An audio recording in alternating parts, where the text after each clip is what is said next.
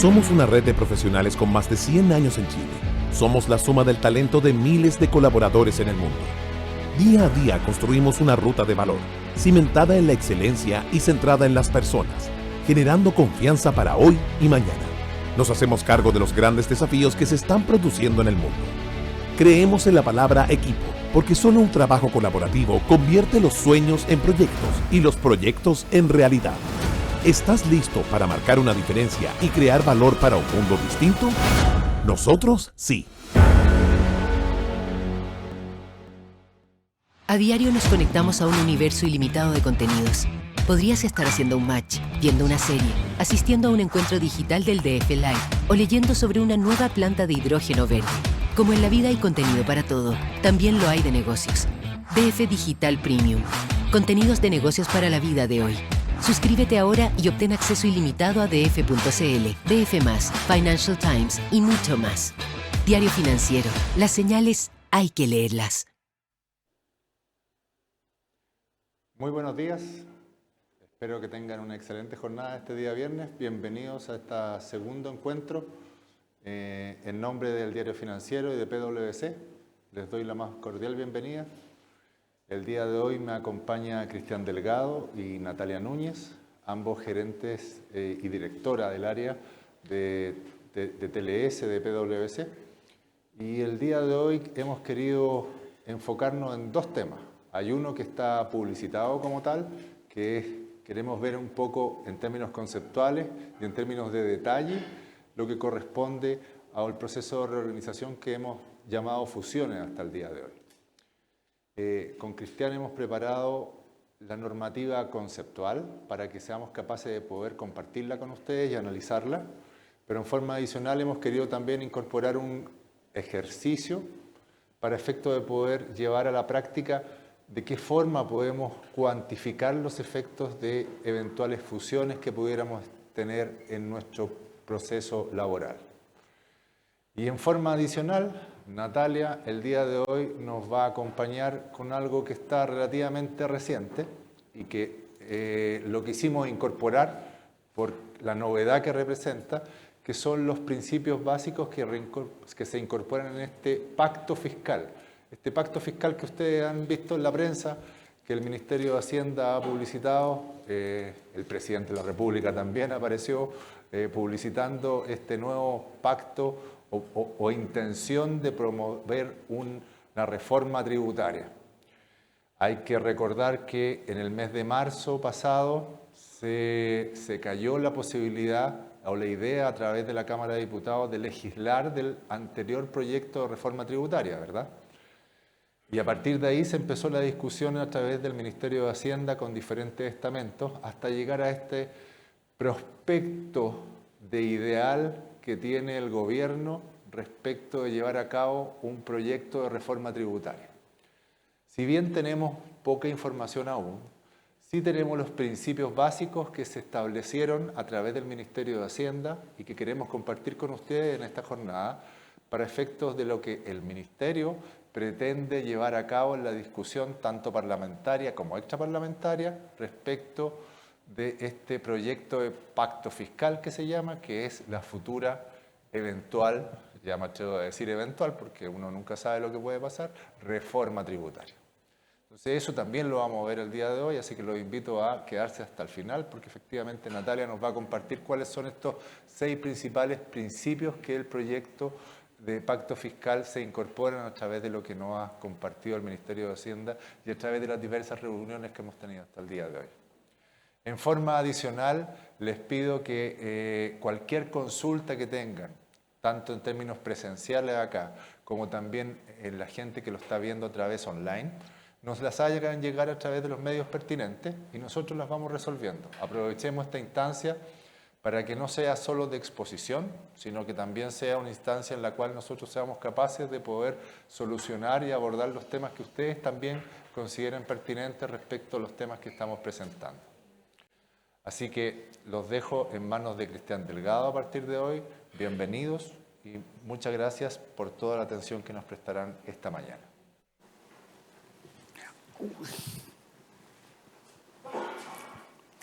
¿Qué tal? Muy buenos días. me toca hacerme cargo de este tema, que con ese nombre tan particular quisiéramos partir diciendo por qué pensamos que es un desafío, por qué pusimos ese nombre para esta presentación. Este proceso de reorganización, quienes ya lo conozcan o quienes al menos en términos teóricos los hayan sabido de él, recordarán que es un proceso que tiene efectos en distintos ámbitos, en términos operativos, en términos laborales y en términos tributarios también. Naturalmente hoy día nos vamos a referir fundamentalmente a ese. En materia tributaria, ¿con qué debemos convivir? Primero que nada, con que eventualmente se van a sumar, porque eso es una fusión en definitiva, se van a sumar dos compañías que eventualmente podrían venir de distintos regímenes tributarios. Y eso le da algún grado de complejidad.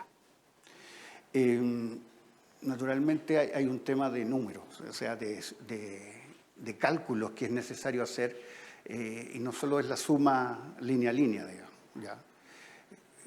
Hay varias particularidades que tenemos que revisar. Hay efectos uno de los cuales vamos a revisar hoy día con un poco más de detalle, que muchas veces no están previstos. Por lo tanto, se supone que debiéramos naturalmente hacer cálculos previos, hacer estimaciones de cuáles son los escenarios con que nos vamos a encontrar por la fusión. Y aquí es una de las operaciones, de las situaciones en las cuales aplica muy bien la situación, o sea, la definición de que esto hay que verlo caso a caso. O sea, tenemos un marco teórico, tenemos experiencia, pero créanme que cada vez que me enfrento a una fusión veo cosas nuevas. Digamos. Sale algún aspecto, alguna duda y por eso pensamos que este era un tema que deberíamos mirar con ustedes. Tenemos organizada la presentación bajo estos tres pilares, conceptos, normativas que siempre son necesarios tener a la vista. Vamos a ver un ejercicio que a través de él queremos darle el aspecto práctico que un poco nuestra experiencia nos permite presentar.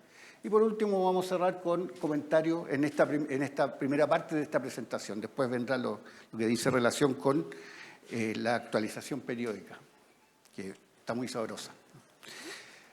Vamos. Veamos los conceptos. ¿De qué se trata esto? ¿A dónde lo encontramos como normativa? Fundamentalmente la definición de lo que es una fusión lo encontramos dentro de la Ley de Sociedades Anónimas, la Ley 18.046, en que define en su artículo 99 de que la fusión consiste en la reunión de dos o más sociedades en una sola, que la sucede, digamos, que la sucede en todos sus derechos y obligaciones. De eso se trata. O sea, sumamos dos compañías en la práctica, y a la cual se incorpora la totalidad del patrimonio de ambas compañías preexistentes y, naturalmente, también sus propietarios. La misma norma se encarga de definir que hay dos tipos de fusiones, y su definición es bastante intuitiva. La fusión por creación, y debiéramos entender que hay fusión por creación cuando dos compañías que preexisten se unen para formar una tercera. Ahí se habla de fusión por creación, y por incorporación, cuando dos compañías que existen previamente se juntan, pero subsiste una de ellas. Esas son las dos definiciones, o los dos tipos de fusiones que contempla esta norma. Sin embargo, en la práctica, y a propósito de una situación que está descrito dentro del artículo 103 de la misma norma, se habla de la fusión, se define lo que es la fusión impropia, que es cuando a propósito de que se reúnen en una sola mano el 100% de la propiedad de una compañía, se produce la absorción de esa compañía, ¿ya? A eso se le acostumbra llamar fusión impropia también. ¿Qué otra normativa debiésemos tener a la vista cuando nos enfrentamos a una fusión, mirados desde la perspectiva tributaria fundamentalmente? Bueno, el artículo 14 tiene una letra definida, en la cual define tratamientos particulares que deben tenerse en vista en un proceso de fusión. Recuerden, el artículo 14 es un poco donde está el esqueleto de nuestro sistema tributario, y dentro de la letra C define fundamentalmente en materia de registros y de capital propio. Recuerden que dentro de los registros tenemos que llegar al registro RAI, o sea, al concepto del RAI, y ahí participa el capital propio. Esta letra C se aboca fundamentalmente a anticiparnos qué efectos debemos tener en cuenta dependiendo de la naturaleza de las compañías que se fusionan. Y, por ejemplo, dentro del número 1 de esta letra C, dice que si se fusionan dos compañías que funcionan previamente bajo el sistema de 14A, es decir, renta efectiva según contabilidad completa, la compañía que subsiste debe mantener también la misma condición, y que lo que debiera suceder es que a nivel de los controles que se deben mantener en los registros tributarios, lo que debo hacer es sumar las rentas o los valores que tenía incorporado la compañía que se ve absorbida. También dice que si en el evento en que ambas compañías, previo a la fusión, tenían el factor que los eximía de mantener los registros, esta misma condición se puede mantener respecto a la compañía que subsiste. Si una de las dos compañías no cumplía los requisitos, naturalmente la que lo sigue tampoco podrá utilizar esa franquicia, entre comillas. Define para efectos de la determinación del RAI que yo debiera considerar el capital que tenía la compañía que es absorbida, debiera sumarlo al capital que mantiene o controla la compañía que subsiste. Recuerden ustedes que el RAI nosotros lo construimos a partir del patrimonio tributario, al cual debemos restarle, entre otros conceptos, los capitales aportados. Pues bien, lo que nos está diciendo esta norma en particular es que cuando yo determine el RAI ya de la compañía, la de la continuadora, debiera considerar los aportes tanto de la original como de la compañía que se sumó. También define algunas normas, esto es muy resumido, respecto a si en la fusión subsisten, o sea, conviven compañías de distintos regímenes. Por ejemplo, una 14A, contabilidad completa, con una compañía que tribute bajo el sistema de 14B, es decir, no a través de contabilidad, o eventualmente un régimen PYME, o incluso una compañía que tribute bajo el sistema de renta presunta. En ese caso, la continuadora, existiendo previamente una compañía que vaya por 14A, las que subsisten mantienen esa obligación. ¿Ya? Esa es una característica que se genera a partir de cuando en la fusión existen una 14A que se suma a otro régimen. Incluso cuando es absorbida por otro régimen. En ese evento, recuerden ustedes, se define que las compañías que eran 14B, 14D o incluso que tributaban bajo un sistema de renta presunta, deben calcular a la fecha, estimar, que hasta esa fecha no lo hacían, hasta ese momento no era necesario hacerlo, un patrimonio tributario, hacer un cálculo de patrimonio tributario. Y este será considerado como el aporte inicial para los efectos de calcular los RAI en los cortes de los ejercicios futuros de la compañía, de la continuadora, que como decíamos, va a tener que tributar bajo el sistema de una 14A. Es decir, con la obligación de ir a de mantener registro. Un tercer punto dentro de este artículo, dentro de la letra C de este artículo 14, dice en relación con lo que corresponde hacer cuando una compañía, siendo 14A en origen, después opta por traspasarse al sistema a hacer una 14B. En realidad esto no tiene ninguna relación con el proceso de fusión, pero dado que está acá, lo quise al menos mencionar para no perder el hilo de la presentación. Y por último, y esta vez sí que referido a los temas de fusión, el número 4 hace alusión a información que debiéramos entregar, o sea, que debe entregar el contribuyente que ha sufrido un proceso de fusión. Fundamentalmente lo que ahí dice es que debe hacerlo de acuerdo a lo que indique el artículo 68 del Código Tributario y dentro del plazo de 60 días. 60 días a contar del momento en que se produjo la fusión, esa es un poco la idea. Por último, una mención particular, este artículo está a través de la circular 73 del año 2020, están las instrucciones que Impuestos Internos sacó, en particular respecto a el tratamiento del artículo 14, y naturalmente ahí tomó lo que dice relación con las normas de la fusión, o de las reorganizaciones en general. En realidad no se refiere solo a las fusiones, se refiere a las reorganizaciones en general.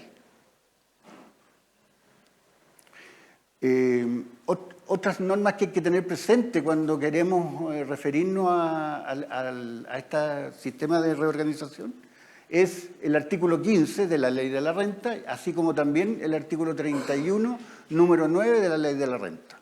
En el caso del primer artículo está referido al tratamiento de lo que se denomina el badwill,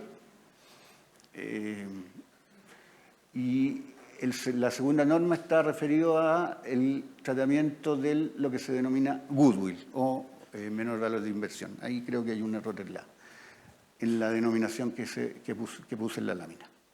Está al revés. Si en esto nos vamos a referir con un poquito más de detalle, aquí vale la pena, creo que es importante hacer esta mención de que para que existan algunas de estas dos situaciones, es decir, badwill o goodwill, naturalmente tienen que existir la condición de que previo a la fusión exista algún tipo de participación entre las compañías. O sea, una tiene que tener participación en la otra para que se genere este efecto de goodwill o badwill.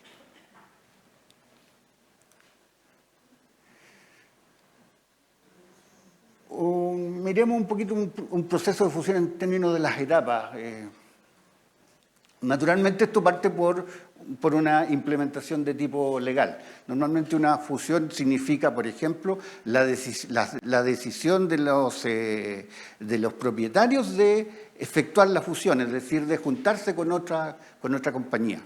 Por lo tanto, necesariamente todo esto tiene que quedar con las formalidades que corresponden a nuestras sociedades. Ahora, también recuerden que existía lo que se llamaba la fusión impropia. Entonces, en algunas ocasiones, lo que debe hacerse es escriturar la situación en términos de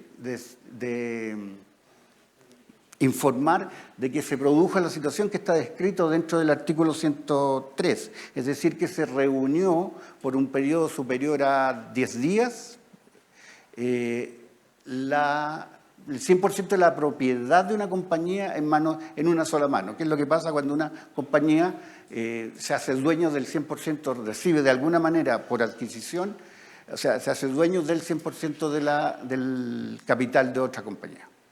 Entonces ahí se produce este fenómeno que se llama fusión impropia o absorción. Se liquida la compañía en la práctica. Dentro de este mismo proceso, nosotros distinguimos que con posterioridad vendría la determinación del resultado tributario. Dijimos, entre otras cosas, que estas son las obligaciones de información, pero este cálculo se debe presentar dentro de los 60 días siguientes a que la fusión se produce. ¿Qué debiéramos ver aquí? Naturalmente el impuesto corporativo de la primera categoría, de eso no cabe duda. El impuesto único del artículo 21. Siempre estamos pensando en la compañía que es absorbida o que desaparece, entre comillas, ¿ya?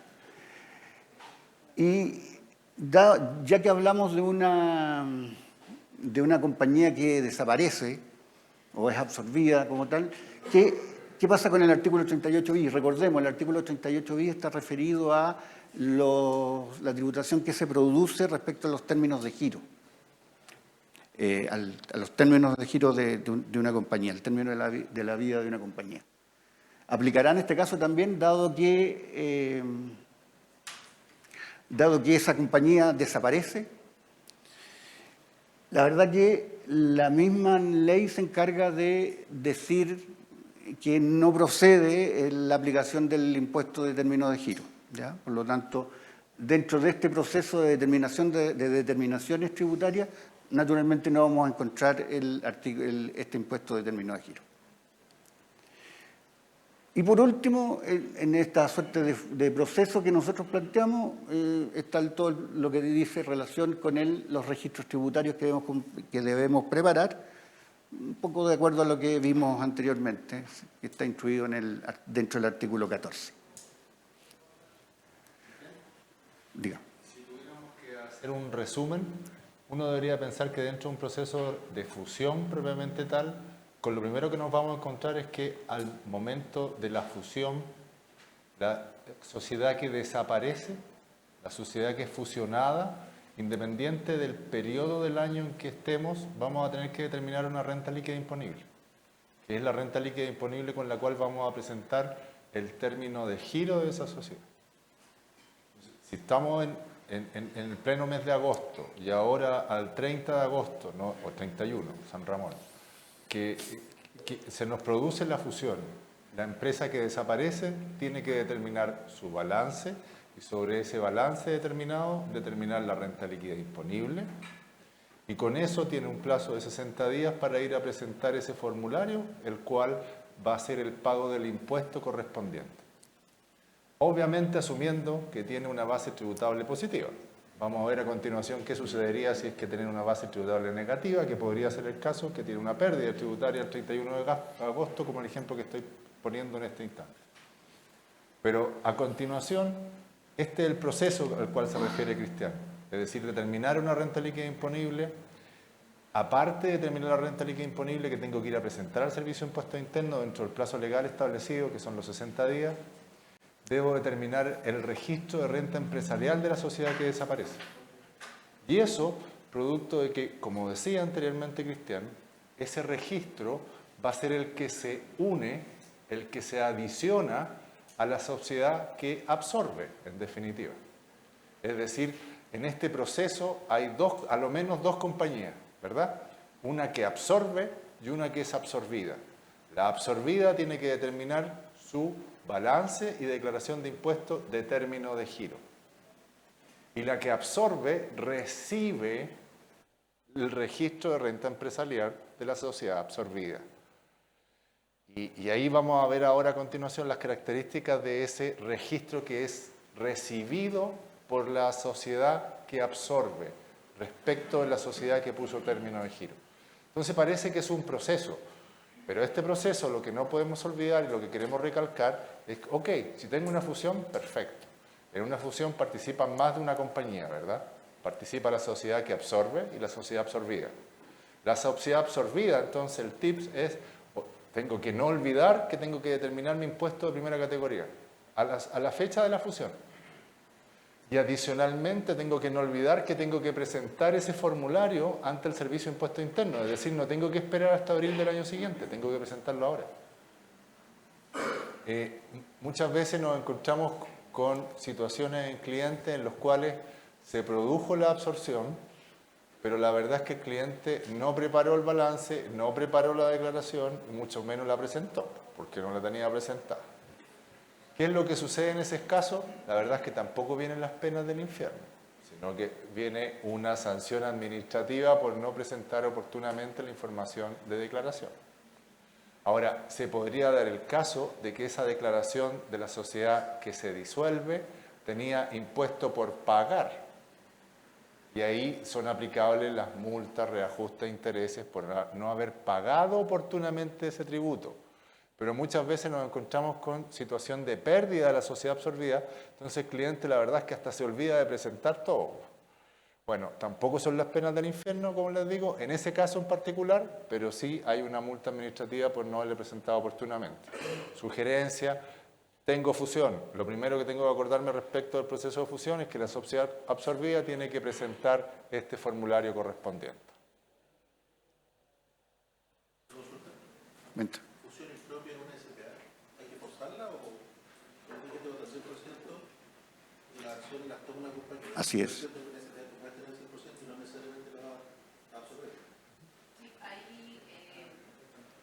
Si gusta, podemos repetir la pregunta para que quede un poco... ¿A dónde? Nosotros la escuchamos, pero para que la gente online la pueda escuchar. Muchas gracias. La pregunta es aclarar que en una SPA existe o no la fusión impropia. Perfecto.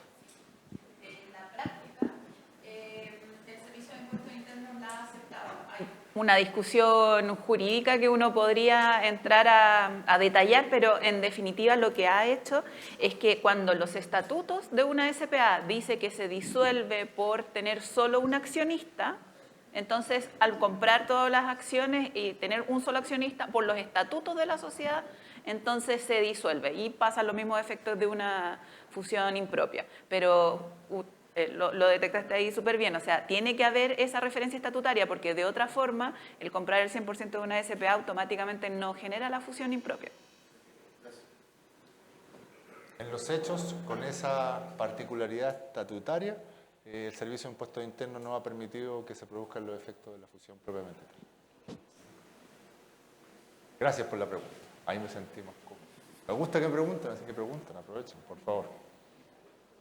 Ya. Sigamos entonces. Algunas consideraciones de tipo tributario, algunos efectos. ¿Qué pasa con las pérdidas tributarias? Siempre estoy pensando en la compañía que termina sus operaciones o que es absorbida.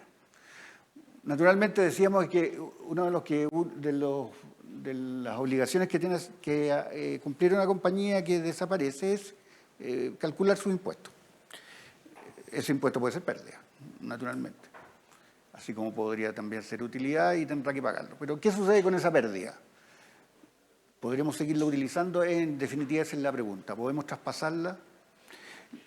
Y la respuesta es que la verdad que no.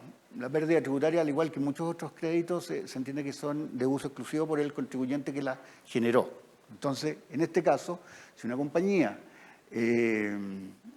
va a generar pérdida tributaria a propósito de su cierre o elaboración, esa pérdida, entre comillas, no va a poder ser utilizada por el contribuyente, por la continuadora, dicho de otra forma. Solo para aclararlo, entonces el peor negocio que podemos hacer es fusionar una sociedad que tiene una pérdida tributaria que podría ser utilizable el día de mañana, porque al momento de producir la fusión, como dice Cristian, lo que estamos haciendo es desechar la pérdida tributaria. Siempre, producto del proceso de reorganización, una de las precauciones que hay que tener en mente es efectivamente evitar la pérdida de algunos activos. ¿La pérdida es un activo? Sí. Es raro lo que digo, pero es un activo, porque es utilizable el día de mañana. Entonces, hay que evitar perder ese tipo de activos.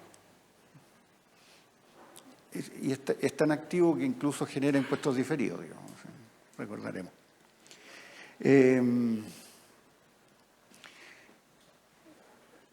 Con los remanentes de crédito fiscal, y en particular me refiero al IVA, sucede un poco lo mismo. Es decir, el remanente que subsista al término de las operaciones no podrá ser utilizado como tal por la compañía continuadora. Salvo se puede dar el uso de usar ese remanente para pagar el impuesto de primera categoría que se genere producto del término de giro simplificado. Esa es la posibilidad, pero cualquier remanente adicional, al igual que nos sucede con la pérdida, también lo perdimos. ¿Qué hay de los pagos provisionales mensuales? Otro crédito. Bueno, los pagos provisionales mensuales, lo que va a suceder en este caso es que yo puedo utilizarlos para calcular los impuestos naturalmente de cierre. Si no tengo impuestos, si son superiores, se va a producir un remanente. Y ese remanente, al igual que en los créditos anteriores, lo voy a perder. Y la verdad que no es así. En este caso en particular, este crédito no se pierde. Lo que sucede es que la continuadora no lo puede utilizar como pago provisional, o sea, no la puede utilizar para pagar sus impuestos, pero sí lo recibe como parte de los activos por cobrar, en este caso por cobrar al fisco, y que impuestos internos tendrá que, después de sus procesos de revisión, como hace con cualquier contribuyente, devolverlo. Es decir, en este caso, pierdo la posibilidad de utilizarlo como PPM, no lo puedo utilizar como la continuadora no puede utilizar para pagar sus impuestos, pero sí tiene todo el derecho a recuperarlo, como si fuese una cuenta por cobrar, de cualquier tipo.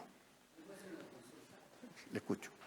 ¿Cuánto es el plazo que hay para que lo devuelvan los PPM de la absortida? Porque en este momento la continuadora no tiene por cobrar. Sí, claro.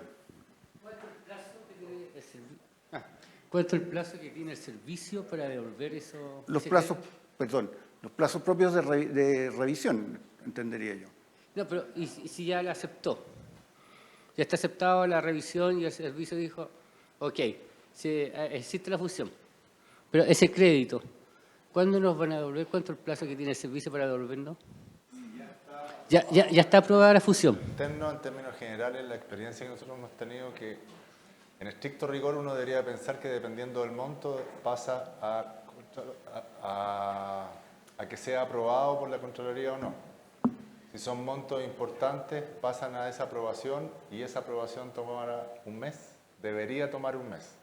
Ahora, nos hemos encontrado con situaciones en las cuales toman más de un mes. ¿Y por qué? Porque se quedó pegado la comunicación que tiene que hacer el Servicio de Impuesto Interno a la Contraloría, o si no, después de que la Contraloría tomó razón, se quedó pegado la comunicación que le hacen a la tesorería. Por lo tanto, hemos tenido clientes que pasan 3, 4 meses y si nadie se hace cargo, nadie del Estado se va a encargar de apurar el proceso, a decir verdad.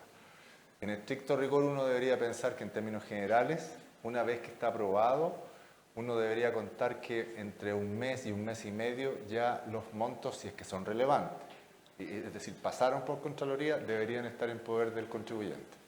Pero para eso, lo único que hay que hacer es insistir. Primero, insistir en términos de que efectivamente llegó a la Contraloría la comunicación de servicios de impuestos internos. Muchas veces queda estancada en alguna parte, que no sé cómo describirlo, pero la cosa es que no llega. Entonces hay que insistir en tratar de tener la comunicación efectiva. Y en la tesorería también nos ha pasado. Por ejemplo, nos ha pasado con temas de IVA, de devolución de exportadores. No llegó la comunicación y que ahí el proceso es mucho más rápido porque el quinto día debería estar todo zanjado para que llegue la devolución y muchas veces el Servicio de Impuestos Internos no comunica oportunamente a Tesorería y Tesorería no manda la comunicación, en este caso los fondos al cliente.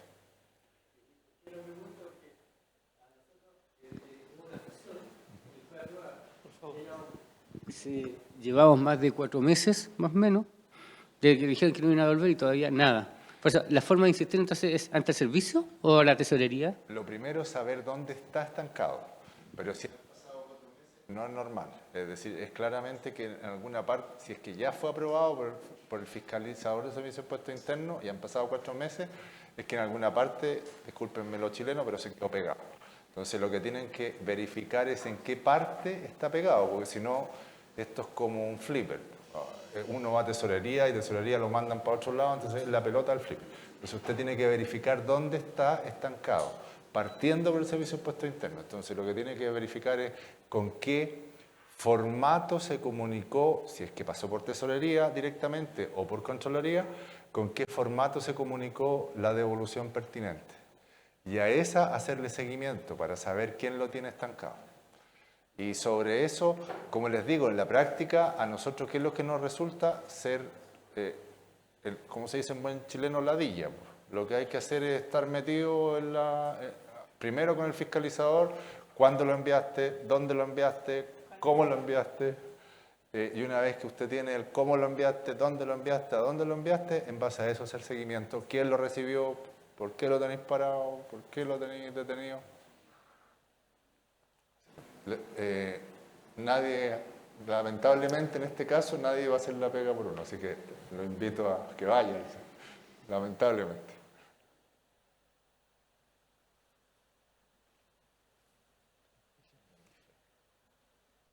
¿Qué pasa con los otros créditos? Estoy pensando en créditos de tipo donaciones, las contribuciones de bienes raíces cuando lo son. Siguen la misma suerte, ¿ya? Si no son utilizadas en el proceso de cierre, no tienen la opción de ser utilizadas por la continuadora como tal. Y otra consideración tributaria que nosotros queremos destacar es, bueno, cuando corresponda, es decir, cuando las compañías previas a la fusión tienen participación la una en la otra, se produce el fenómeno del mayor o menor valor que nosotros acostumbramos a denominarlo goodwill o badwill, dependiendo de cuál sea la situación.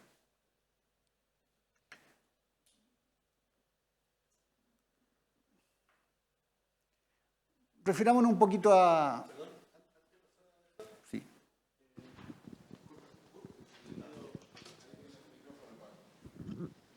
Un par de situaciones que me parece interesante también tener en consideración es ver si una de las sociedades ha pedido artículo 27 bis antes de hacer la fusión, y lo otro es si está construyendo un activo y piensa pedir artículo 27 bis, ¿qué consideraciones debe tener si está pensando también en una fusión? A ver, en el proceso de revisión de la sociedad absorbida, en este término de giro simplificado, donde finalmente ven las obligaciones tributarias pendientes del último año, porque respecto de las anteriores la continuadora se va a hacer responsable, en esa instancia el fiscalizador debería detectar si hay una obligación pendiente de 27 bis. Yo no lo he visto, no me ha tocado, pero yo entendería que te lo deberían cobrar. No, yo lo he visto. Cuando tú vas a tomar una decisión de hacer una fusión, parte de las consideraciones que hace es ver si tiene pérdida o no, de cuál me conviene. Y también si tiene una obligación pendiente. ¿Ya devolvió esa decisión? Exactamente. Efectivamente, el 27 bis es un tema, en términos de que el 27 bis funciona en los hechos como un préstamo, quiero llamarlo. Y es un préstamo en el cual el 27 bis nos referimos a la ley del IVA, ¿verdad? En la cual yo, por tener inversiones en activos fijos, el fisco en este caso me dice, para incentivar la compra del activo fijo le voy a devolver un porcentaje X, que existe una metodología de determinación, respecto de los IVA relacionados con ese activo fijo. Porque me interesa que usted tenga el incentivo de poder hacer inversiones de capital. Entonces, si yo lo viro como un préstamo, y así lo ve el Servicio de Impuestos Internos, en los hechos me dice, oiga, pero usted tiene que devolverme ese préstamo. ¿Y cómo me tiene que devolver ese préstamo? A través de la generación de débitos fiscales posteriores. Porque yo estoy asumiendo que usted con esos activos fijos va a generar operaciones grabadas con IVA. Y como van a generar operaciones grabadas con IVA, me va a generar débitos fiscales y con eso me va devolviendo ese préstamo. Entonces, la pregunta no sé si le puedo decir compañero, pero la pregunta del compañero acá es, entonces, efectivamente se produce la fusión y yo no he devuelto todo ese préstamo. ¿Por qué? Porque me devolvieron 1.000 y resulta que yo he generado débitos fiscales hasta la fecha de la fusión por 800. En los hechos, el Servicio de Impuestos Internos lo interpreta como un préstamo. Y por lo tanto, al término de la fusión me dice, este contribuyente, este RUT, no me ha devuelto los 1.000, me ha devuelto solo los 800. Por lo tanto, devuélvame los 200 que me deben. Esa es una consideración muy importante a tener en consideración respecto a un proceso de fusión como tal, ya que efectivamente podría nacer un pasivo que no está considerado al momento de la fusión, producto de este préstamo relacionado con el 27 bis. Es decir, el Servicio de Impuestos Internos no asume que la sociedad absorbente va a seguir pagando este préstamo porque los activos se traspasaron, sino que me dice, este RUT, devuélvame si es que me devuelve. Entonces, una de las consideraciones que tenemos que hacer y que es perfectamente aplicable es que si yo tengo solicitado un 27 bis, traten de no hacerlo o traten de hacer otro tipo de planificación que no caiga dentro de los procesos de elusión para efecto de que no se detone devolución de impuesto anticipado, por así decirlo. ¿Se paga de inmediato en el término del giro? ¿La continuadora puede pagar? No, me lo cobran en el momento del término del giro. Sí. A la sociedad absorbida, sí, es correcto. Se le cobra a la sociedad absorbida. Sí.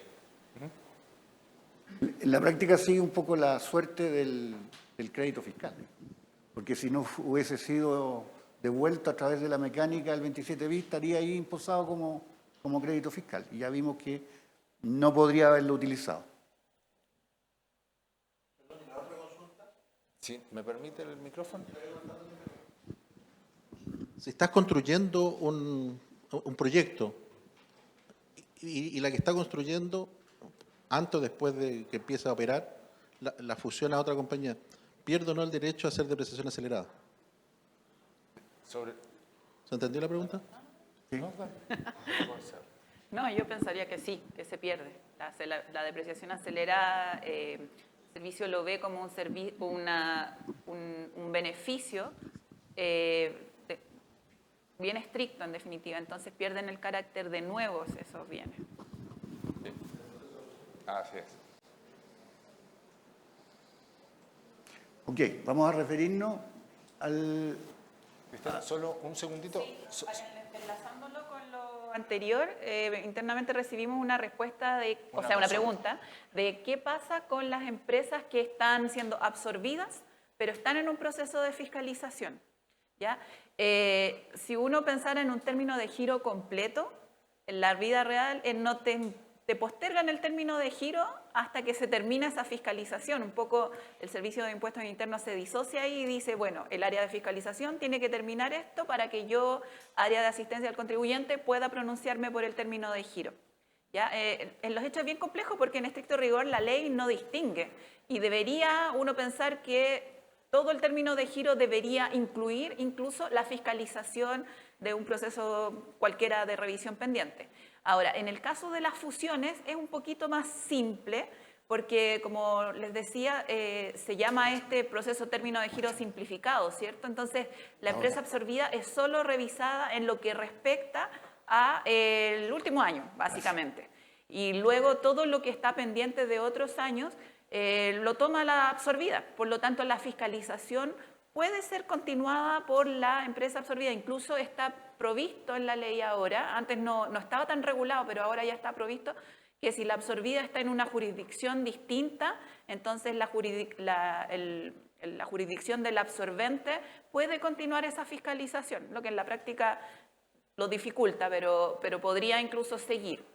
O podría continuar la jurisdicción anterior, digamos, la que había iniciado la fiscalización. Ahora el tema de jurisdicción está mucho más flexible en el fondo para poder hacer fluir estas fiscalizaciones. Ahora sí, Cristian. Ya, gracias. Por último, nos vamos a referir en especial a los efectos de goodwill y badwill. Solo un poquito de historia para esto. hasta el ejercicio comercial 2012 no existía dentro de la legislación ninguna mención respecto a estas materias. Sin embargo, la situación existía, o sea, las fusiones han existido desde siempre y anterior a esta fecha. Este fenómeno ya lo vamos a ver, de estar obligado a hacer una comparación entre lo que uno paga por una compañía y lo que recibe a cambio, que es lo que genera el badwill o goodwill, ya lo vamos a ver un poco más de detalle, también existía. Y por lo tanto, se había tratado fundamentalmente a través de instrucciones, ¿ya? Desde la promulgación de la ley 20.630 y con vigencia desde el año 2012, ya apareció normas al respecto y que fundamentalmente determinó que cuando se determinara o sea, instruyó que cuando se determinara un badwill, que es un ingreso diferido de alguna manera, tú tenías un plazo para reconocerlo. Lo mismo pasaba con el gasto activado que se produce a propósito del goodwill y definió un plazo de 10 años para reconocerlo. A contar del año 2015 hubo una nueva modificación que en los hechos nos deja en la situación en que estamos vigentes hoy día, que ya vamos a revisar, pero que cambió básicamente el tratamiento que se le va a dar a los goodwill, ¿ya? Por lo tanto, normalmente uno se encuentra con situaciones, todavía podríamos encontrar situaciones, efectos asociados a goodwill generados hasta el año 2014, que fue el último año en que se pudo aplicar el tratamiento más beneficioso respecto al que hoy día existe en relación a esta materia. Veamos de qué se trata. ¿Qué se entiende por el badwill? Y lo encontramos dentro del artículo 15 de la ley de la renta, y indica que este fenómeno se produce a propósito de la fusión de sociedades, incluyendo naturalmente la fusión impropia, que nace de la comparación entre el costo invertido respecto al patrimonio tributario recibido. Esa es una comparación que uno debe hacer. Recordemos que esto se produce en las situaciones en que la compañía, entre las compañías que se fusionan existe propiedad previa a la fusión, ¿ya? En el evento en que el costo es inferior al patrimonio de la compañía que se recibe, se produce esta situación que se denomina, en este caso, un badwill o un mayor valor. ¿Y qué debo hacer con el mayor valor? Eso es lo que indica el artículo 15. Lo que debo hacer es distribuirlo a los activos que define como no monetario. En la práctica lo que tengo que hacer es disminuir el valor tributario que recibo de la compañía a propósito de la absorción del patrimonio que se está produciendo. En la práctica disminuye el costo, ¿ya? De eso se trata. Para efectos de la distribución, hace una mención, y ya lo vamos a ver con algo más de detalle, de que se deben considerar los valores corrientes en plaza como un tope para estas asignaciones o disminuciones de valor. Y por último, agrega que si después de hacer las asignaciones a los activos no monetarios, quedase un saldo, este saldo deberá considerarse un ingreso diferido, ¿ya? El cual se reconoce como tal, es decir, como ingreso, en un periodo máximo de 10 años y con al menos una cuota que anualmente no puede ser inferior al 10% del badwill no asignado, perdón. Esto es las instrucciones que tenemos respecto a badwill.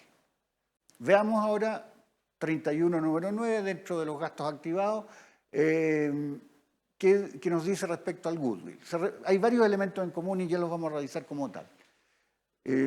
También se produce, a propósito de una fusión con en la cual existe una participación previa, también se determina a través de la comparación de costo versus patrimonio recibido, es decir, el patrimonio de la compañía que se incorpora a la que absorbe. Cuando existe un exceso, o dicho de otra forma, cuando el costo es superior al patrimonio recibido, se produce esta situación de goodwill, y que esto lo que yo tengo que hacer es distribuirlo, aumentar el costo de los activos no monetarios que recibo. Un poco similar a lo anterior, solo que en este caso aumento el costo de los bienes.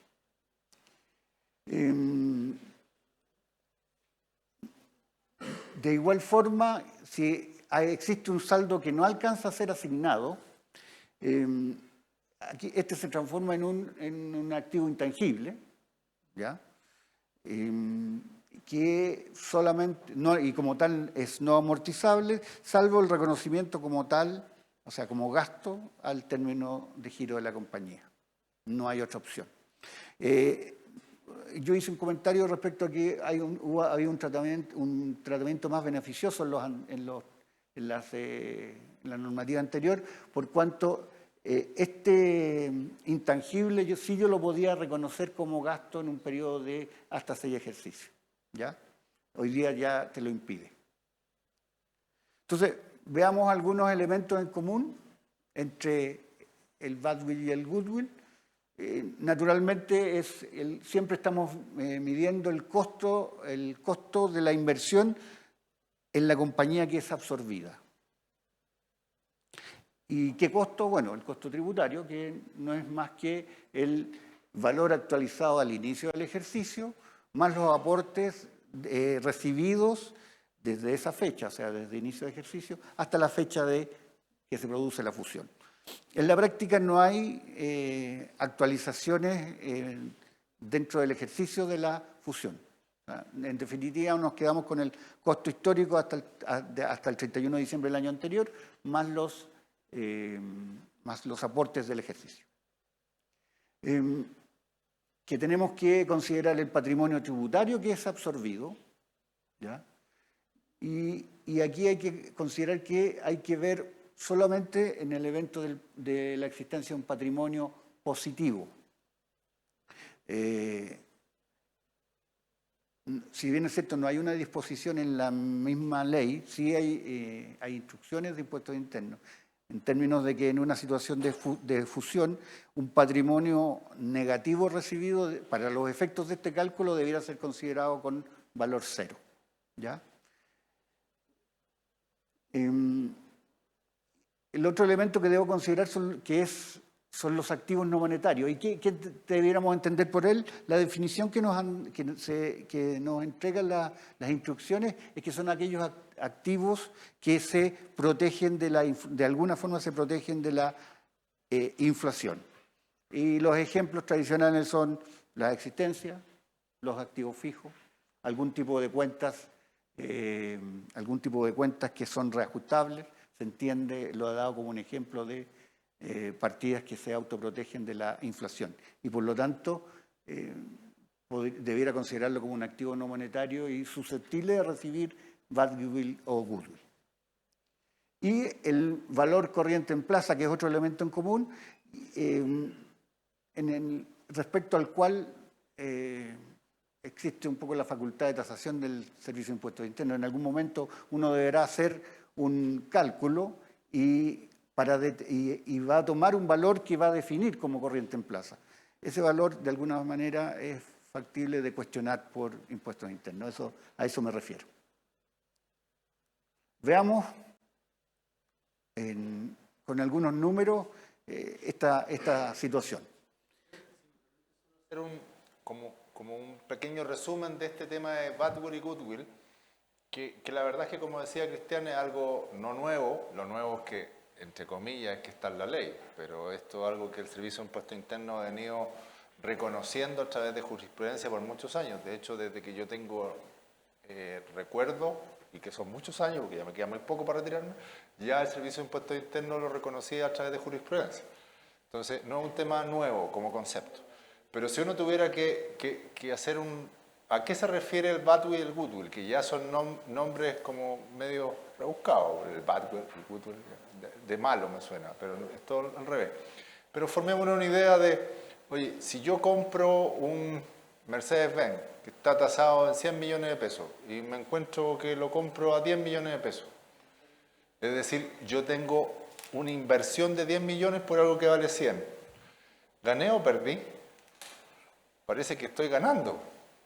Entonces, ¿por qué? Porque me estoy quedando en mi patrimonio con algo que está tasado en 100 millones cuando apenas invertí 10. Bueno, esto es lo que el Servicio de Impuestos Internos ha reconocido como Mayor o menor valor. mayor valor. En este caso sería un... Es que me perdí el orden de la cifra que estáis siguiendo. No te preocupes, un Ah, badwill. el costo Claro. en definitiva. Claro, en este caso tenemos un badwill. Ese es el badwill. ¿Por qué? Porque estoy ganando. Estoy teniendo un incremento patrimonial. Entonces me dicen, mire, ese incremento patrimonial veamos cómo me paga ese impuesto. Y eso es lo que Cristian va a tratar de explicar acá. Y al revés, es decir, si yo pagase 100 millones por algo que vale 10, por algo que su valor tributario es de 10 solamente. Entonces lo llevo al ejemplo del mismo Mercedes, un Mercedes del año 70, que es mi año, y hoy día se me ocurrió pagar 100 millones porque es mi año. Ahí nací yo. De hecho, lo construyeron el 1 de junio, por si quieren hacerme un regalo. Entonces, si eso pasase, yo estoy dispuesto a pagar 100 palos por algo que vale 10 en el mercado. ¿Gané o perdí? Perdí. O sea, en los hechos perdí. Más allá de todo el tema emocional, perdí. Entonces, ¿con qué nos enfrentamos? Con un goodwill. Entonces, ese mismo ejemplo de gané o perdí, llevémoslo a una sociedad en la cual participa en otra compañía, que es requisito, como decía Cristian. Una sociedad absorbente participa en otra compañía, es decir, pagó por otra compañía. Pagó por el 100% en el momento de la fusión o no necesariamente por el 100%, pero entonces es un requisito que haya un pago para que se produzca lo que estamos hablando acá. Entonces lo que los quiero llevar es que no cualquier fusión nos va a llevar a determinar una determinación de badwill o goodwill, sino que tiene que haber una fusión en la cual hay una participación de la sociedad absorbente en la sociedad absorbida. Si la sociedad absorbente pagó 100 por una sociedad absorbida que tributariamente vale 10, claramente perdió, como haciendo el símil con el ejemplo del Mercedes-Benz. Y esa pérdida es la que este es el mecanismo de determinación que quiere explicar Cristian acá. Entonces, si tuviera que sacar como un resumen, tengo dos requisitos. Tiene que haber una participación real en la fusión, en que la sociedad absorbente participó. ¿Qué significa participó? Invirtió capital en la sociedad absorbida. Tiene que existir. Por lo tanto, si fusiono dos sociedades hermanas que no tienen participación, ¿puedo tener badwill o goodwill? No. Entonces, ese es el primer requisito. Y el segundo, como ejemplo, como conclusión de este primer requisito es, yo podría tener una fusión inversa, que a lo mejor ustedes la han escuchado anteriormente. ¿Cuál es la fusión inversa? Que la sociedad absorbida es la que subsiste y la matriz es la que desaparece. Suena feo, pero es que la hija se comió a la mamá. Entonces, al revés. Entonces, en ese caso, no tengo participación directa, porque la sociedad absorbida es la que está abajo, no tiene participación en su sociedad matriz. Entonces, pregunta, ¿en ese caso nos podríamos encontrar ante esta situación de badwill o goodwill? La respuesta es no. ¿Ok? Entonces, quería resumir un poco para que nos metamos en el contexto de donde estamos involucrados en este ejercicio. Entonces, ahora que ya estamos enfocados en este ejercicio, veamos cómo lo desarrolla Cristian. Ok. Vamos a ver en las cifras que estamos presentando para este ejemplo. Dos indicaciones. El estado financiero que está presentado ahí está valorizado en términos tributarios, o sea, es un balance, los valores son tributarios. La sociedad A, que tiene participación en B, para efectos del ejemplo, un 100%, al momento previo a la fusión, ha invertido en la sociedad B 120, por eso, ¿ya? Y producto de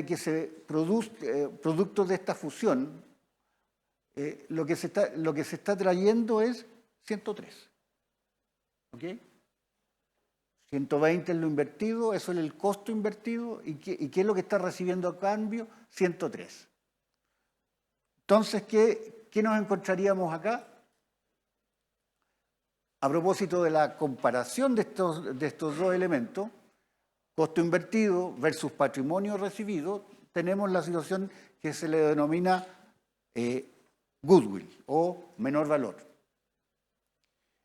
Que está tratada, recuerden ustedes, en el artículo 31.9. ¿Y qué debiéramos hacer entonces? Dado que una vez que lo hemos determinado, tenemos que, en principio, asignarlo. Decíamos, asignarlo significa incrementar el valor de activos no monetarios que yo reciba. Dentro de los elementos que tengo acá, los activos no monetarios parecieran ser, por ejemplo, los pagos provisionales. Por extraño que parezca, por definición debieran serlo. ¿Por qué? Porque se autoprotegen de la inflación. Tienen un factor de reajustabilidad, o al menos si está planteado en términos prácticos, aunque al final no van a recibir absolutamente nada de goodwill. Las existencias por el activo fijo y las cuentas por cobrar reajustables. A propósito, está puesto así. Las cuentas por pagar y los proveedores además son pasivos y las instrucciones siempre nos apuntan a que yo debo hacer la distribución dentro de los activos.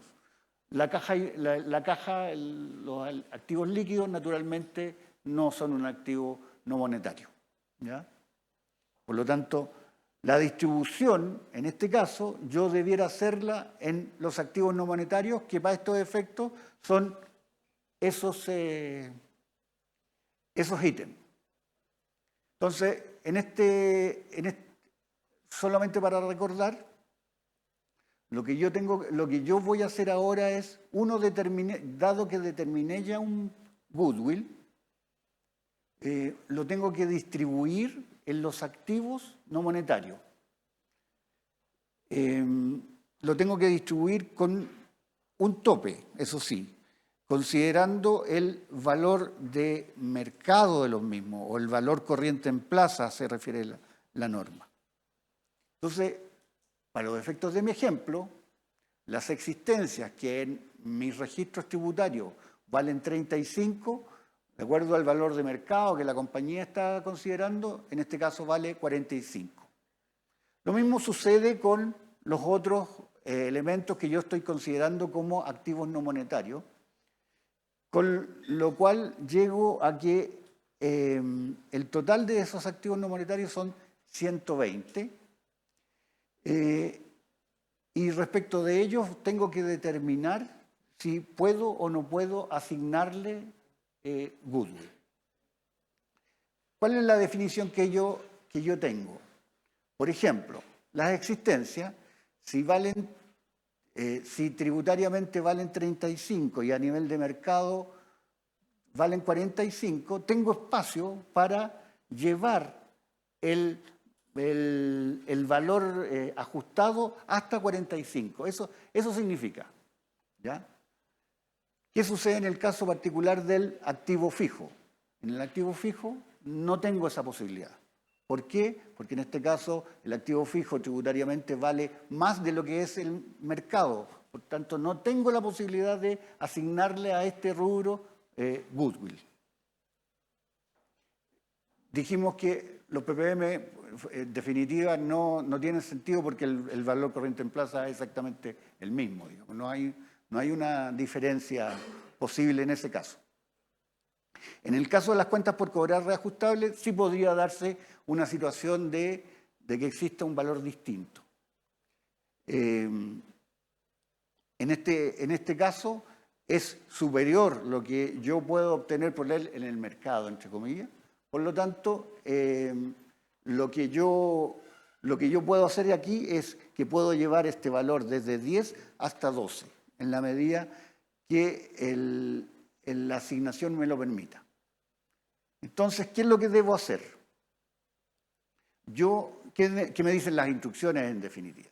Una vez determinada la relación de los valores corrientes en plaza, yo voy a aplicar ese monto al goodwill determinado. Si ustedes recuerdan, nuestro goodwill era 17. Si yo le aplico a 17, si yo le aplico a 17, el 38% me da 6.375. Como diferencia, como tope de asignación, yo puedo aplicar hasta 10. Por lo tanto, lo que hago efectivamente es aplicar los 6.375. En los demás rubros no puedo aplicar, por lo tanto, no hago cálculos, salvo en las cuentas por cobrar reajustables, en la cual aplico el mismo procedimiento. Puedo aplicar hasta 2.000, pero si yo aplico el 10%, el tope en la cifra es menor. Entonces, en este caso, lo que sucede es que yo lo que logré hacer en este cálculo es asignar 8.075 pesos a los bienes no monetarios. ¿Ya? Y de un total de 17 que originalmente había determinado, me quedan 8.925 pesos disponibles, que de acuerdo a lo que indicamos anteriormente, pasa a ser un goodwill no asignado o, en definitiva, un activo diferido, un no amortizable. Un intangible, disculpa, ese es el nombre más adecuado.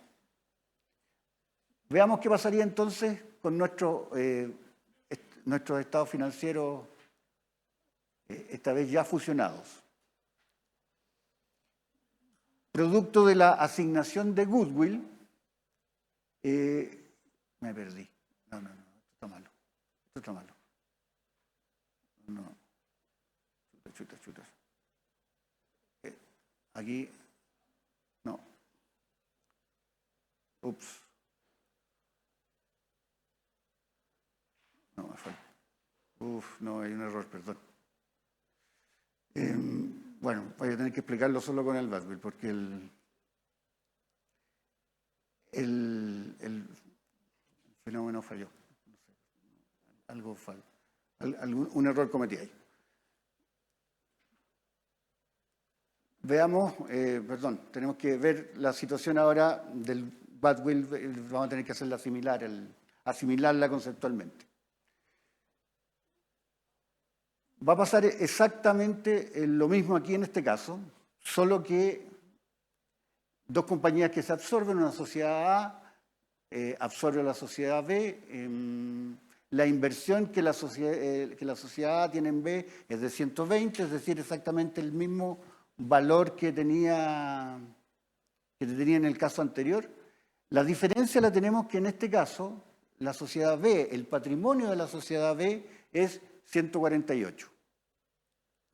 En esta situación, lo que encontramos es un badwill, en que el costo invertido es inferior al patrimonio recibido. Aquí está la utilidad, la ganancia que comentaba y explicaba previamente Luis. En este caso de 28. Tal cual lo hicimos en el caso de del goodwill, tenemos que hacer la distribución. Otra vez. Tenemos que hacer la distribución, sí, está bien, en los activos no monetarios. Pero en este caso, recuérdense que lo que tenemos que hacer es una disminución del valor con el tope de los valores de mercado. Entonces, a diferencia de lo que vimos antes, en este caso, las existencias no nos permiten recibir asignación de menor valor. ¿Por qué? Porque el valor de mercado está por sobre el valor tributario. En términos reales, al final, el único ítem dentro de los activos no monetarios que me permite recibir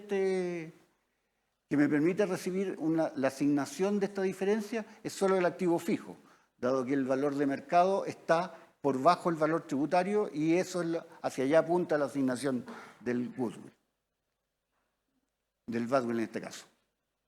Por lo tanto, en resumen, de un total de 28 que determiné como badwill, solo logré asignar 5. Por lo tanto, tengo 23 de badwill no asignado. Veamos qué pasa esta vez sí. Veamos qué pasa esta vez en el estado financiero fusionado. Producto, en la tercera columna podemos ver el proceso de asignación que hicimos, en el cual lo que estamos haciendo es al activo fijo que recibo, a los 65, a propósito de la asignación, su valor tributario queda ajustado a la baja en 5 y queda por lo tanto en 60. Reverso naturalmente la inversión porque ya no tiene sentido y por tanto, y el diferencial que vimos queda como un ingreso diferido, el cual yo deberé reconocer como ingreso en un periodo máximo de 10 años. Eso fue lo que...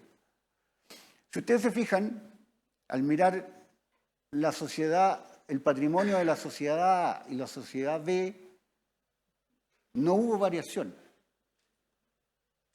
¿Ya? Y la lógica de esto es que lo que hicimos efectivamente fue valorizar el patrimonio recibido solo en los 120.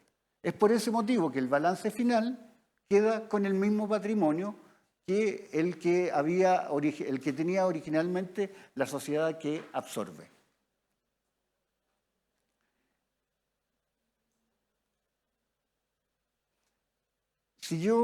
Habíamos comentado que, para efectos del ejemplo, considerábamos solo consideramos una participación total de 100%.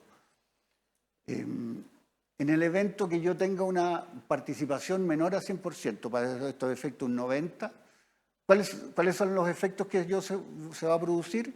Naturalmente lo que me va a cambiar es que yo debo calcular el mayor o menor valor, esta vez sobre un valor proporcional, sobre la parte que yo tengo previamente a la fusión. En este caso asumimos un 90%, por tanto, la comparación para determinar, en este caso, el badwill, yo la hago contra el 90% del patrimonio que recibo. En este caso, y con eso se logra que el badwill disminuye de los 28 que veíamos antes a solo 13.200.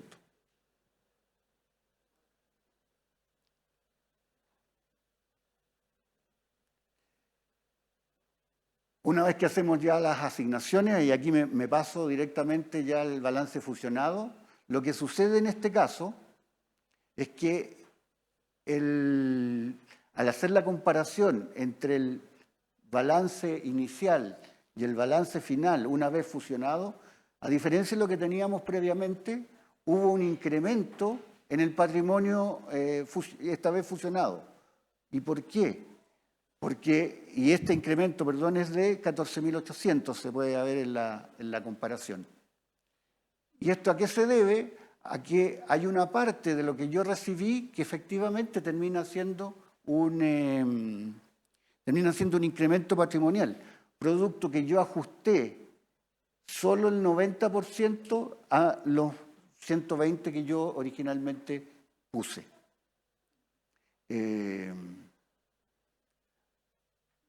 Pero el proceso se genera de igual forma.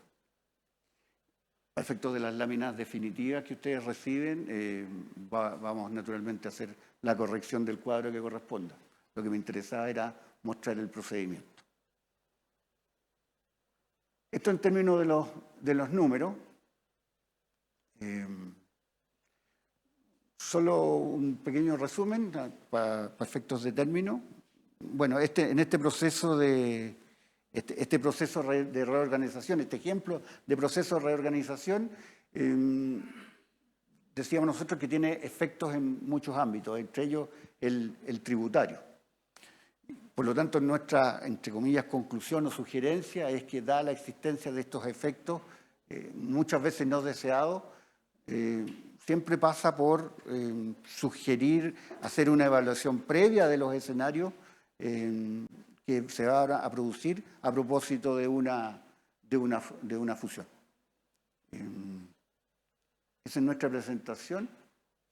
No sé si hay alguna consulta adicional a las que ya hemos tenido o hay alguna en la comunidad. Una pregunta respecto de qué pasa con las facturas que recibe una sociedad absorbida y que se entienden aceptadas después de los 8 días. ¿Ya? Y ahí un poco lo linkeo con lo que acaba de decir Cristian respecto de planificar y de modelar los efectos. ¿Qué nos pasa? Que puede ser que una empresa tenga fecha de fusión, digamos, 30 de julio, pero recibió facturas el 25 de julio y entonces se entienden aceptadas el 3 de agosto. ¿Ya? No sé si estoy sacando bien los cálculos, o el 2 de agosto. Entonces, ¿qué va a pasar con ese crédito fiscal? Lo tengo que declarar para el mes de agosto, en septiembre, pero esa empresa ya no va a existir, ¿cierto? Entonces, la recomendación práctica aquí es para no perder, para no entrar a discutir en el servicio que tengo estos créditos fiscales afuera, que pude o no haberlos imputado al impuesto de primera categoría, a lo mejor que tenía la empresa, o si los pierdo o no, seamos prácticos. Y el consejo práctico aquí es, primero, uno lo que tiende a hacer es detectar a todos los proveedores y señalarles. Puedes emitir facturas hasta tal fecha, con este RUT, a partir de tal fecha va a ser este otro RUT. Aunque no se haya materializado la escritura, normalmente sí, porque la escritura va a ser de fecha 31 de julio, por ejemplo, y si fuera así, en este momento, digamos que es 5 de agosto o 4 de agosto, van a estar en proceso de cierre de la escritura, de publicación, de inscripción, etcétera, etcétera, sin perjuicio de que la fecha de la fusión va a seguir siendo 31 de julio. ¿Ya? Entonces, siempre hay un plazo para adaptarse, pero idealmente lo que uno hace es el 15 de julio comunicarse con todos los proveedores y decirles, ¿sabes qué? Recibo facturas hasta el 25, hasta el 23, máximo hasta el 31, ninguna factura después del 31, sí o sí. Y si llegaras a ver esa situación donde yo recibí una factura que va a quedar aceptada automáticamente en el mes siguiente, yo creo que la recomendación práctica es aceptarla en forma expresa dentro del mes de julio, para no tener un problema de que tenga un crédito fiscal volando, digamos, en el mes siguiente. Entonces, un poco por ahí va la recomendación, siempre planificarlo antes. Más práctico. Sí. Muchas gracias, Cristian.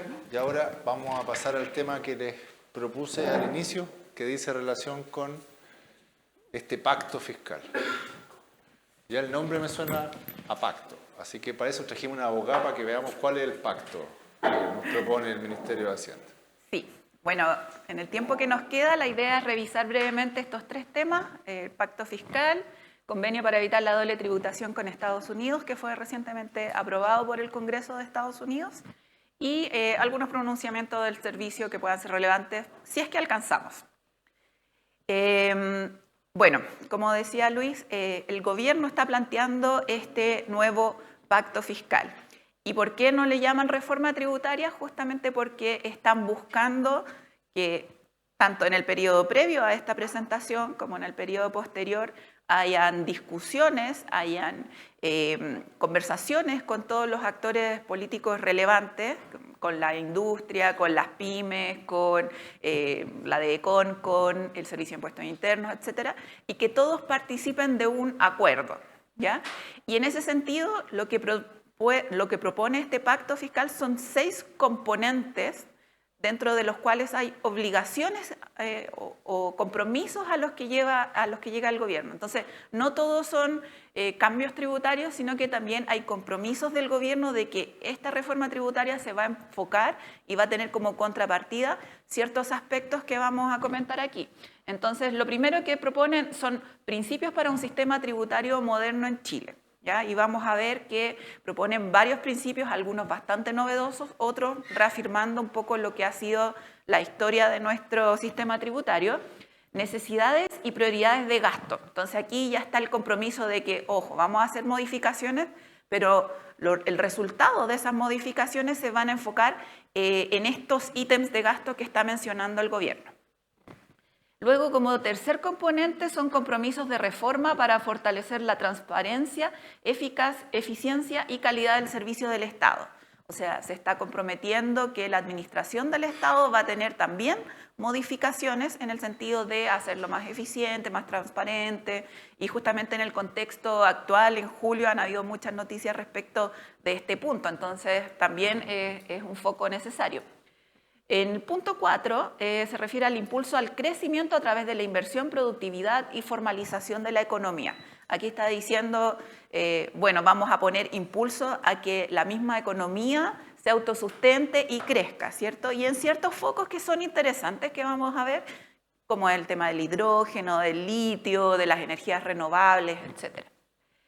Fiscalización del cumplimiento de las obligaciones tributarias y reforma del impuesto a la renta. Aquí ya nos metieron los temas tributarios de centro, digamos, del corazón de la reforma, ¿ya? Pero en el fondo lo que ellos quieren hacer es proponer que esta reforma tributaria está en un contexto más amplio y que no solamente se tiene en vista el foco de la recaudación de impuestos.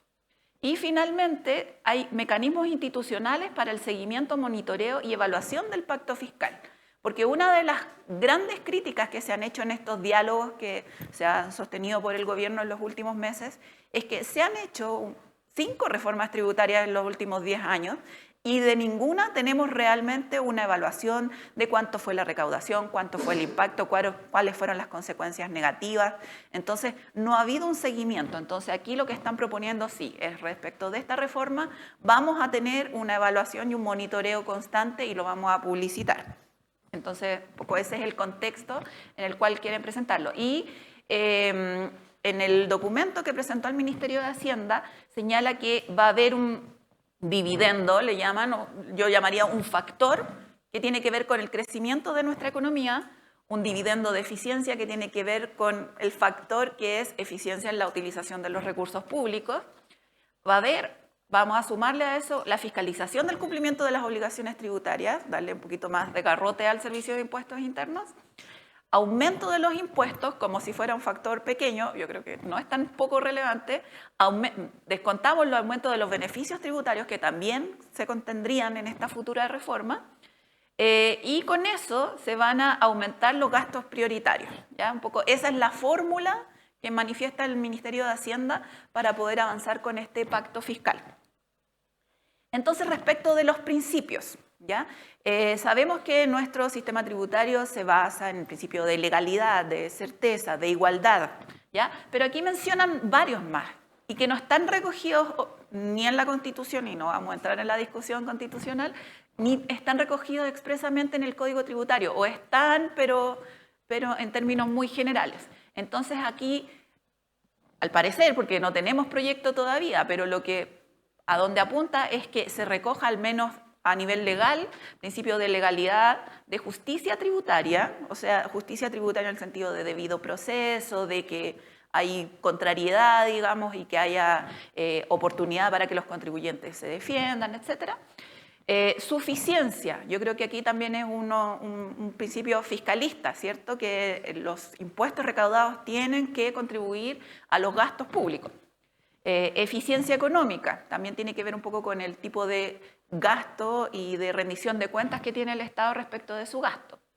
No afectación, el principio sigue siendo de no afectación, los impuestos no tienen una definición particular de utilización, van al erario público como todos los impuestos, sin perjuicio de que el Estado se comprometa a hacer gastos equivalentes, ¿ya? Pero el principio sigue siendo no afectación. Y mencionan reciprocidad, por ejemplo. Ahí me cuesta entender un poco a qué apuntan cuando el impuesto, por definición, es una obligación que uno tiene para el Estado y del cual no tiene contraprestación. Entonces, hay que ver un poco a qué se refieren con la reciprocidad, en qué términos lo van a definir. Compromiso con el cumplimiento tributario, que también ha sido una política pública de los últimos años y de todas las reformas tributarias. Simplicidad, también un concepto bastante sobreutilizado. Siempre vamos a simplificar el sistema tributario. No siempre se ha logrado. La verdad es que al final nuestro sistema tributario no es tan simple, las determinaciones son bastante específicas, no hay muchos mecanismos de tasación o de presunción aplicables de manera general, por lo tanto, este principio, si bien va a regir, vamos a ver cómo lo van a querer materializar. Educación al contribuyente, eso ya viene desde hace algunos años con las primeras reformas tributarias, 2010, por ahí. Ya se impuso un catálogo de derechos de los contribuyentes en el Código Tributario, se extendió ese catálogo, ahora tiene 21 números, si no me equivoco. Entonces ya hay una cultura un poquito más arraigada en el sistema tributario de que hay que educar al contribuyente, de que el contribuyente tiene sus derechos, de que hay que darles asistencia, un poco enlazado con lo siguiente, estabilidad y certeza. Y esto que ha sido un foco histórico del Servicio de Impuestos Internos en particular, pero ahora hay otros actores, está obviamente la Tesorería, aduanas, los tribunales tributarios, la Defensoría del Contribuyente, en donde todos ellos tienen que tener desarrollo tecnológico y adaptabilidad, y todos se están sumando al carro de funcionar electrónicamente, el gobierno digital, etc. Entonces, estos principios van a tener que ser plasmados de alguna forma a nivel legal, y esos son los que están planteando para este pacto en particular. Los gastos en que se está comprometiendo esta reforma tributaria, lo que expresó también de nuevo el Ministerio de Hacienda, son principalmente pensiones, protección social, este nuevo sistema de cuidados que está promoviendo el gobierno, salud, hay una deuda histórica ahí, sabemos, en temas de salud, y algo muy contingente que es prevención, seguridad pública y crimen organizado. También un poco están señalando de que el foco del gasto, de este nuevo gasto, quiere ir en ese sentido. Respecto de la administración del Estado, han habido muchos temas estas últimas semanas, ¿cierto? Entonces, lo que ellos lo ordenan, o sea, cómo se ordena esto en 4 focos: calidad y eficiencia del gasto, transparencia e integridad, calidad de servicio e innovación, que el Estado desde la promulgación de la ley sobre procedimientos del Estado, compras públicas, etcétera, le ha dado harto énfasis a este punto, y disciplina y responsabilidad fiscal. Y dentro de esto, bueno, varias iniciativas, ¿cierto? Evaluación de los programas y políticas públicas, que yo entiendo que eso es algo constante, agilización de los procesos de inversión pública, aquí hay unos temas muy interesantes también que hay que destacar, fortalecimiento de Chile Compra, avanzar en descentralización, gobierno digital, que también lo mencioné, medición de la satisfacción usuaria, productividad en salud, no los voy a mencionar todos, disciplina fiscal en gobiernos subnacionales, optimizar el uso de las propiedades públicas, pero hay varias iniciativas en el fondo que esperemos que se plasmen en cosas concretas. Todo este componente que tiene que ver con eficiencia del Estado y con obligaciones y responsabilidad de la administración pública debería plasmarse en alguna ley de modernización. Y esto, bueno, a propósito de cada crisis institucional, ha surgido alguna ley que ha sido importante en temas de procedimientos, de principios, de transparencia, etc. Así que, bueno, se está aprovechando el impulso de incorporarlo en este pacto fiscal. Y bueno, y ya en temas netamente de crecimiento, de inversión, lo que ya nos toca más a lo tributario propiamente tal, se establecen 3 focos de iniciativas que tienen que ver con la inversión, con la productividad y con la formalización de la economía. Y respecto de esto mencionar, por ejemplo, depreciación instantánea, semi-instantánea, perdón, fondo de créditos tributarios para inversiones con efecto multiplicador, reducción transitoria del impuesto de timbres, incentivos a inversión dentro de las pymes. ¿Ya? Esto en el tema de inversión. El día de ayer salió la presentación del ministro Marcel respecto de este punto, de inversión. todavía muy genérico, todavía no se ha entrado en los detalles. Lo que sí adelantó fue que respecto de la depreciación semi-instantánea se está proponiendo una depreciación de un 50% en un año y respecto del 50% restante, depreciación acelerada. Esa es la depreciación semi-instantánea que se propondría en un proyecto de ley futuro, porque todavía no tenemos ninguno de estos proyectos de ley. Respecto del Fondo de Créditos Tributarios y de la reducción del impuesto de timbre, no se mencionó una tasa específica. Y aquí recordemos que el impuesto de timbre actualmente es un 0,8 para las operaciones a plazo y un 0,332 para las operaciones a la vista. Entonces, sí es una carga en las operaciones financieras que se busca reducir en este proceso. Respecto a los temas de productividad, menciona financiamiento al capital de riesgo y desarrollo de la industria de capital de riesgo. Y en eso comentarles que en Chile, antes de que se dictara la Ley Única de Fondos, habían unos regímenes que eran bastante subutilizados y yo creo que por eso se eliminaron en definitiva respecto de las empresas de capital de riesgo. Exploraciones mineras y otro tipo de desarrollos que obviamente son innovadores, tienen que ver con tecnología, pero que no tienen un retorno muy medido en el mercado. Y este tipo de inversiones normalmente en otros países tiene un tratamiento beneficioso, tiene un incentivo que al parecer se estaría reponiendo para Chile en este proceso. Y finalmente respecto de la formalización, una serie de iniciativas también, y en lo que tiene que ver con impuestos, hablan de tasación y base imponible del IVA. Ya la última reforma, la ley 21.420, extendió la base del IVA bastante al alcanzar los servicios, ¿cierto? En forma general. Por lo tanto, no está muy claro y estamos a la espera un poco, todos los días van saliendo noticias y van saliendo desarrollos de a qué se refiere este punto respecto de tasación y base imponible del IVA. Otro de los conceptos mencionan sanción al comercio digital. Y yo creo que aquí la terminología no es muy precisa porque lo que se busca es, bueno, las normas actuales alcanzan al comercio digital. Deberían aplicar IVA, deberían aplicar impuesto adicional, debería emitirse la boleta respectiva. El tema es que en la práctica no se hace. Entonces, quizás por eso escogieron esta palabra como sanción al comercio digital, pero la verdad es que yo creo que en ningún caso la idea es sancionar al comercio digital. De hecho, todos los indicadores dicen que nuestra economía va hacia allá. Nueva ruta del emprendimiento. Vamos a ver en una lámina siguiente que lo que se propone es ordenar un poco los regímenes tributarios para que haya una progresividad, para que a medida de que una empresa vaya creciendo y pase de MIPYME a PYME y después a gran empresa, haya un tratamiento tributario escalonado. ¿Ya?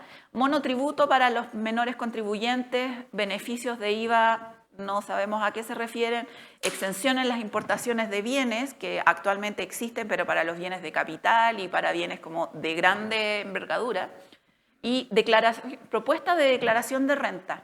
Se ha avanzado mucho en el tema de las declaraciones, yo creo que esto no es una propuesta nueva, las declaraciones de renta, las propuestas que el servicio inicialmente presentaba solo a las personas naturales, ya vamos en empresas de menor tamaño. Entonces lo que se busca ya es capturar a contribuyentes de mayor tamaño, donde también la inteligencia artificial y todos los recursos tecnológicos del servicio deberían propender a llegar a propuestas en este sentido.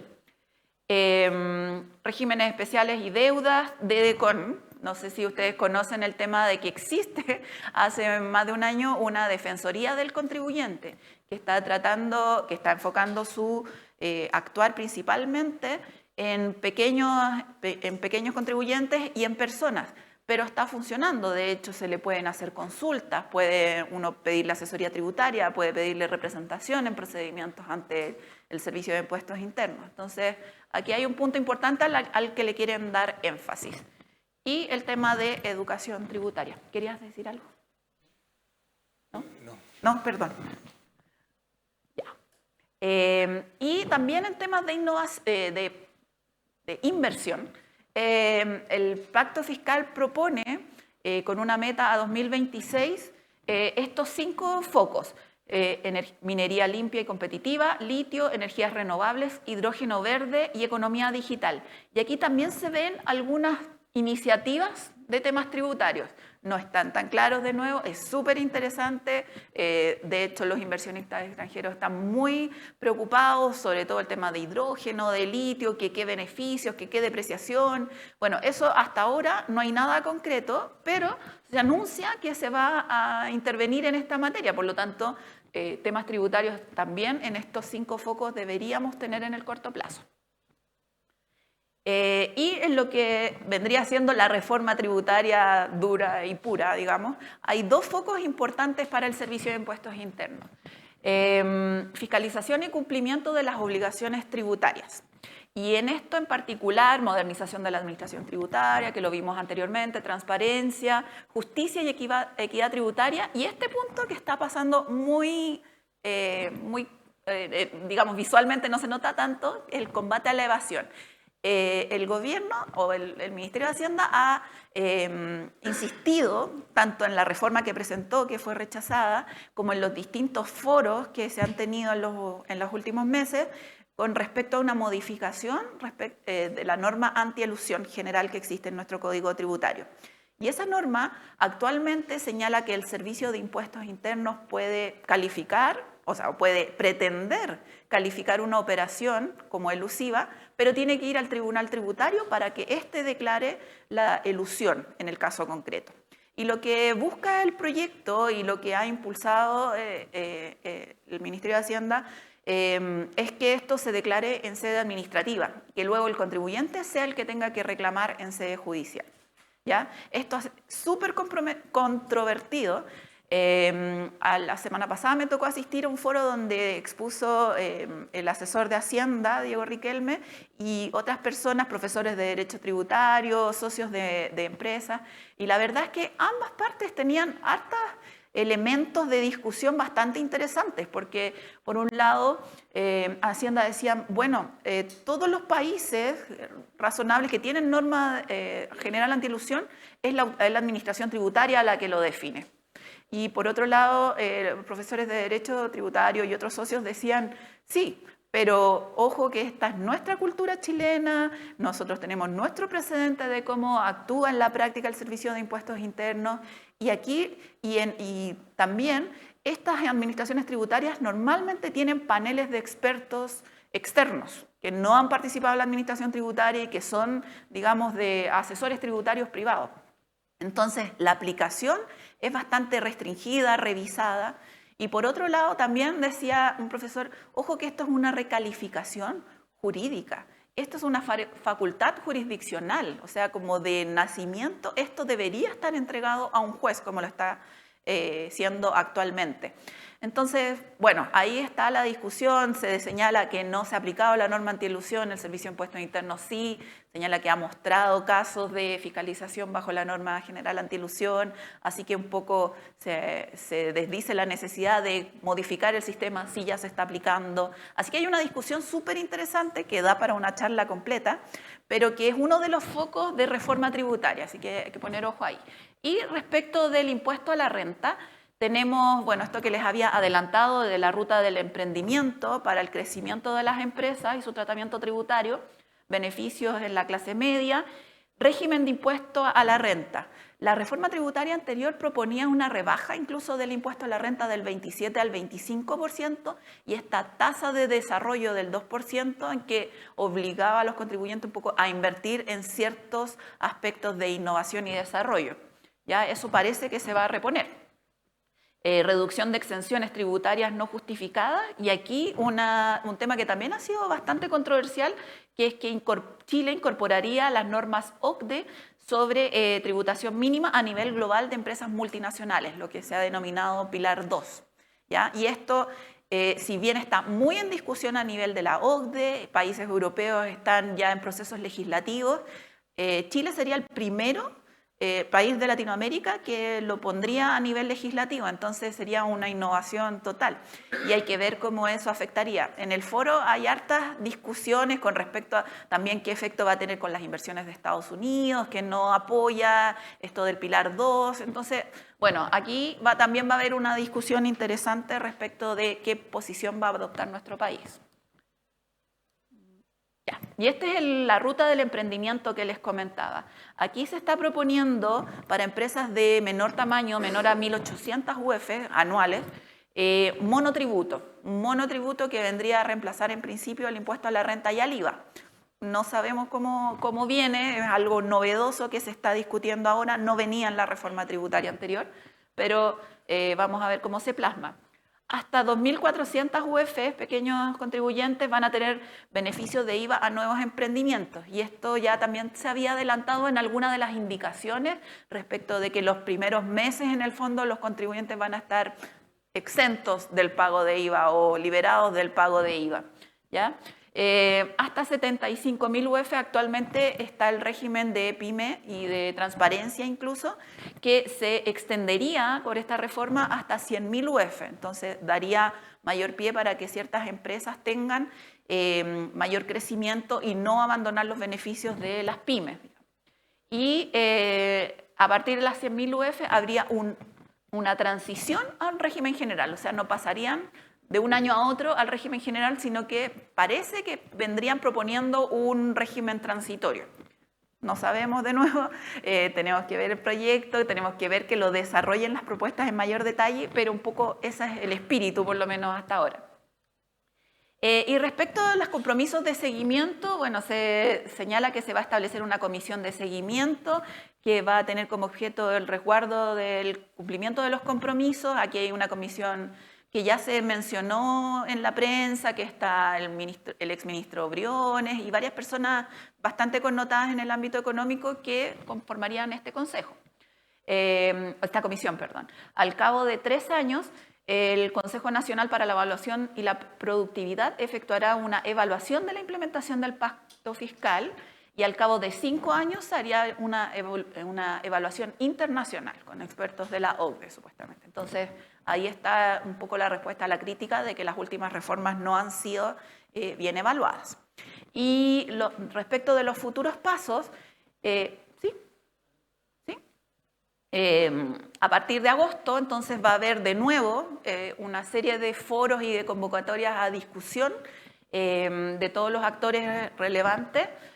Van a haber estimaciones de espacio fiscal para el crecimiento y la eficiencia, ese factor que mencionamos al principio, que se supone que en estos meses lo van a medir para presentarlo junto con los proyectos de ley.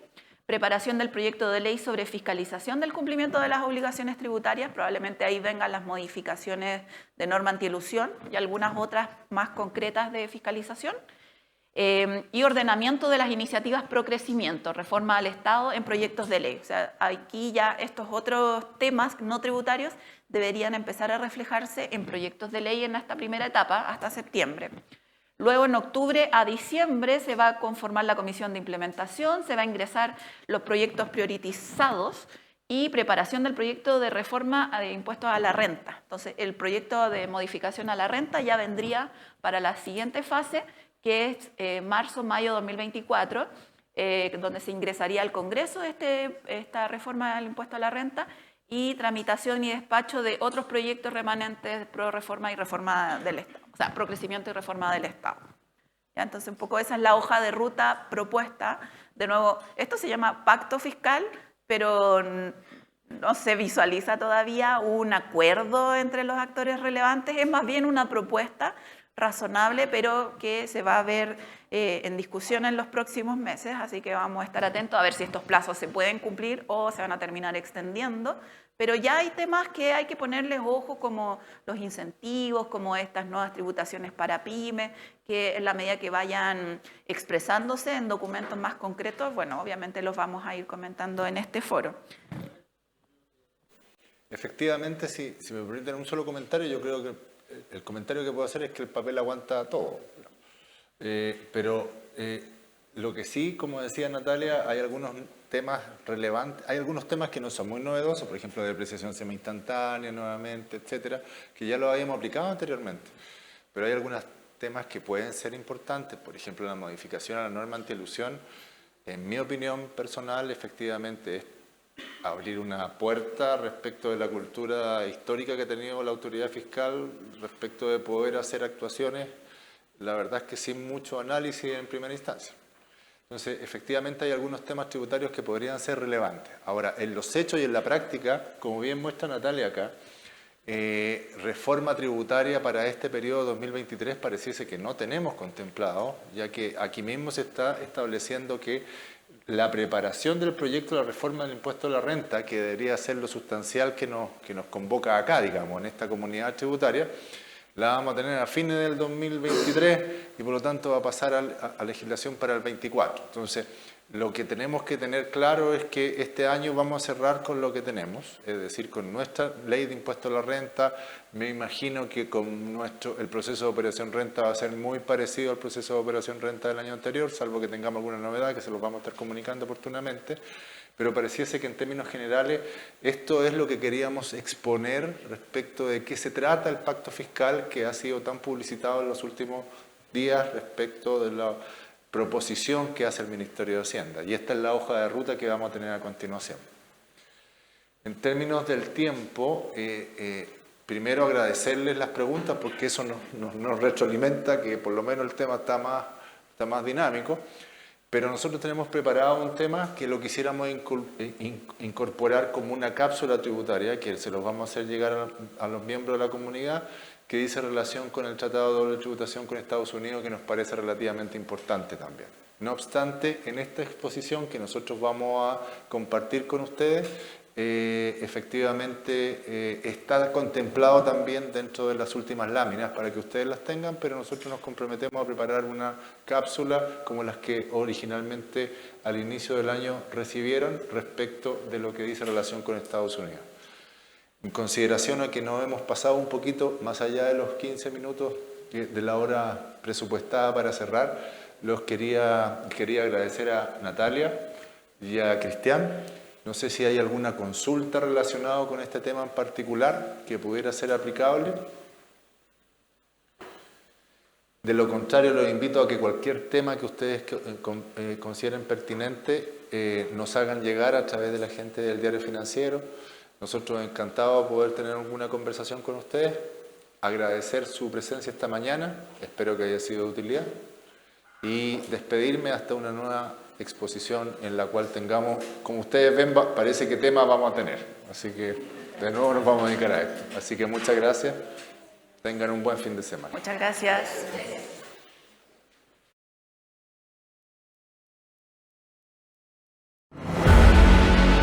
Somos una red de profesionales con más de 100 años en Chile. Somos la suma del talento de miles de colaboradores en el mundo. Día a día construimos una ruta de valor, cimentada en la excelencia y centrada en las personas, generando confianza para hoy y mañana. Nos hacemos cargo de los grandes desafíos que se están produciendo en el mundo.